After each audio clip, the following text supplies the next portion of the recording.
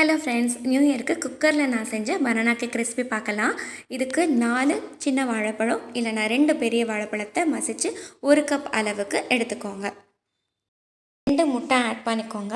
முட்டை ஆட் பண்ணிவிட்டு நல்லா மிக்ஸ் பண்ணி வச்சுக்கோங்க. மிக்ஸ் பண்ணிவிட்டு சேம் கப்பில் 1/2 கப் சுகரும் 1/2 கப் ஆயிலும் ஆட் பண்ணிவிட்டு 1/2 கப் சுகரில் சுகர் சிரப் செஞ்சுக்கோங்க. அந்த சுகர் சிரப் நல்லா ஆறுனதுக்கப்புறம் சேம் மிக்ஸில் நீங்கள் ஆட் பண்ணிக்கலாம்.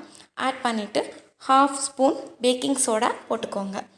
அகைன் நல்லா மிக்ஸ் பண்ணிவிட்டு ஒரு குக்கர் எடுத்து அதில் சால்ட் ஆட் பண்ணி ஸ்டாண்டு வச்சுட்டு 10 மினிட்ஸ்க்கு ப்ரீஹீட் பண்ணுங்கள்.